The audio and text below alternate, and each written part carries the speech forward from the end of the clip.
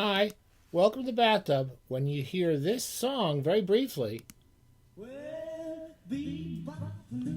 we stop it really quick because we're afraid of being sued, you know that you're in the. This is the post tech series. We're in the post tech decade of the bathtub. We've gone back to we're making YouTube videos the way your grandma used to watch them, without a lot of glitz and the glamour that have marked and characterized the bathtub ever since it began 40 or 50 years ago. And we're not doing all the high tech stuff and the graphics and all that stuff. But we occasionally will put a little bit of music in there. It's just so you can just get tantalized enough that you want to listen to it. Now we stop it because we don't want to get sued. Otherwise, nothing, no whiteboard, nothing. It's just me. No, I'm the human whiteboard. There's nothing but you and me and Dodo and the unicorn, the bird's unicorn. Everyone gets a unicorn in this world, even parakeets.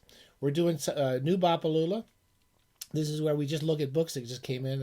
I don't know if I'm going to read them or not, and I'm probably not going to review them, because if I'm going to review them, I save them and then I show them to you when I talk about them. The first two and the most important, of course, are the ones that I published, self-published, my own books, And this is 3 paragraphs in the life of Bob Johnson. It's pretty much hard to go anywhere without hearing about this book. It's everywhere. I'm sure you've probably seen it on billboards and you see it on the subway platforms. People reading it, at the laundromat. It's a hilarious novel that it makes me laugh. I know it's hilarious because it makes me laugh all the time, and it's about what a screwed up world we live in, and that's nothing we can do about it. And Bob Johnson is a man who has no redeeming social value whatsoever. He's just like the bathtub. He's a human bathtub. That's what he is. And this is our tie-in, our movie tie-in edition to the bathtub, which is called Reading Great Books in the Bathtub. You can get either of these books from me. I'll sell them to you cheap, like $12.50 signed and shipped to you. You have to find a way to get in email contact with me without letting all these weird porn networks that are constantly these porn bots that are watching YouTube trying to get your email address. So if you can figure a way to go to it, maybe go to my Facebook page at Ultimate Beginners.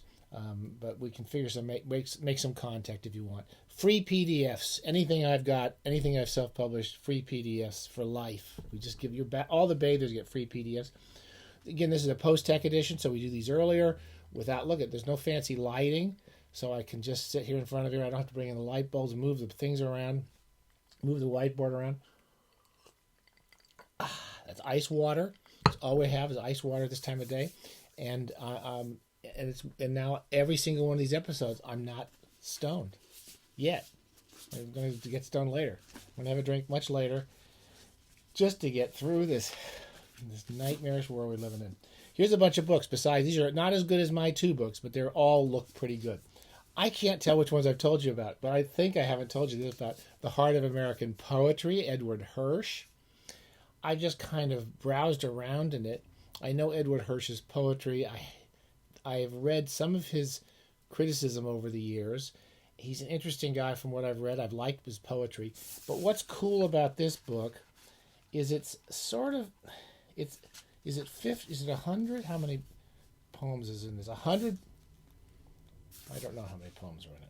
There's a lot of poems in this. 40 different poems.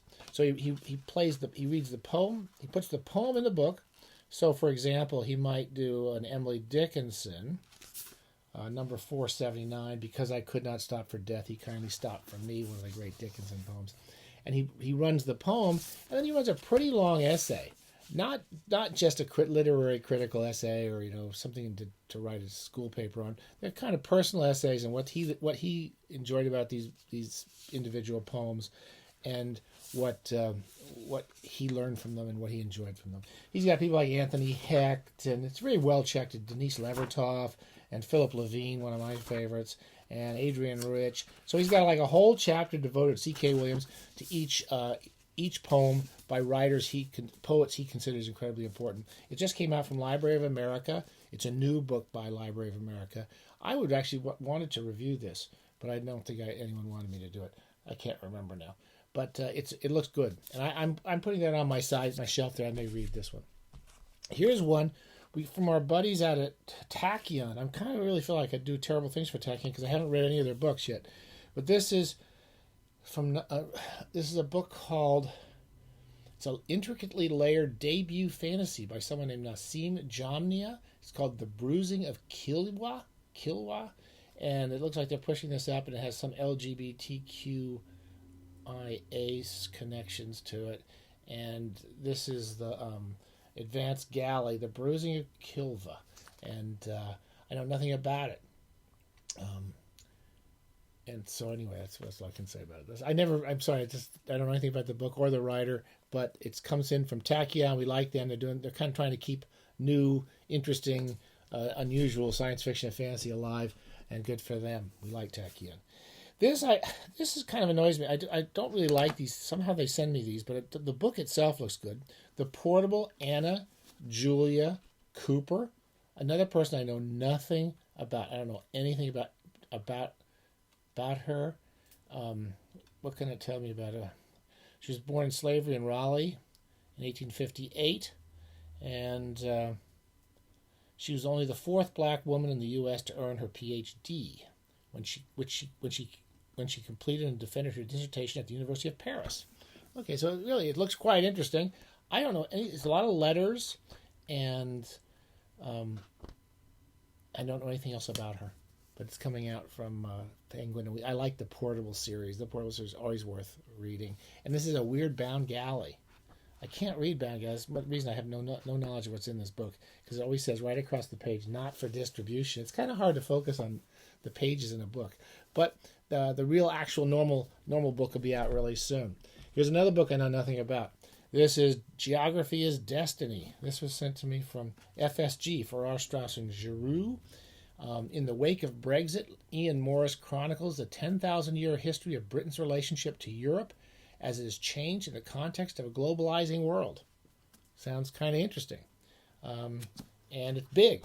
It's a big, fat book about the contextualizing of Britain's relationship to Europe. So Ian Morris, I keep thinking it says Jan Morris, who I'm a big fan of Jan Morris's travel stuff, and her criticism was always very good. And 10,000 years of geography and history. What else have we got here? Here's now this is the sort of book I probably will never read. I don't know if I'm going to keep this. But it was so interesting that I kind of wanted to tell you about it. Democratic Justice. It's Felix Frankfurter, the Supreme Court, and the making of the liberal establishment. And he was a Supreme Court justice, and had a lot to do with the Supreme Court being a halfway decent Supreme Court until now it's become a kind of basically psychopathic right-wing conspiracy against mankind. But before that, there was this guy, and he's I don't know anything about him. Written by a guy named Brad Snyder. Big, solid, well-researched, heavily footnoted book about Felix Frankfurter and the Supreme Court. Looks pretty interesting if you're interested in that sort of thing. Another book I haven't looked at. I haven't looked at any of these things. I'm just useless. I'm not a useful person. This is called Math Class, and it's from our friends at Calamari Press, Derek White. It's got nice quotes from people like Stephen Beachy, Daniel Dutton, Joanna Rocco, and one of the quotes on the back says, "This is a taut imbrication of storytelling and philosophical investigation thronged with a cohabiting sisterhood at a place called St. Agasta's, where they are engaged in reflections on perception." That's a long quote. Anyway, it's a very short book with lots of kind of odd little visuals in it, and it's kind of like most of the stuff, many of the books from Calamari, kind of Dada-esque, kind of surrealistic stuff, but kind of a cool design little book, and a small book. I think small books can be good, and perhaps that's something that interests you. Okay, and finally, and we're going to shut up, we were friends of the Havana Review. We were friends of them because they published one of my stories in it a few months ago. And the newest issue, this guy is doing something really cool. So he's all black and white. It's kind of this old kind of, it's not a very expensive way of, it's producing it like a kind of newsletter almost. But it looks nice. He's got photographs in it. They've got artwork in it. He has poems, essays. Our bathing buddy Harris Coverley has something in here, a story. Then there's lots of book reviews in it. They're paying their writers, and he's trying to distribute it in Havana, near this place where I sort of knew where it was a while ago, and I forgot already where it is. I think it's in Virginia. Yes, it's in Charlotte. It's near Charlottesville, Virginia. And he's trying to locally distribute it. Great, good going, man. I think this looks great. Only $8. I hope he does really well with it. If you're interested in seeing somebody trying to put out an interesting quarterly with art and fiction and to make it accessible and not cost too much money, because literary journals always cost too much money for stuff. And he's trying to make it's lively, it's interesting and different. So we're big fans of Havana Review. I haven't read this either, this issue. Okay, happy bathing. That's everything I could find. I can clear off my shelves now. Those are all the new books I could find that were lying around here. And I wish I knew something about more of them than I do. Okay, bye.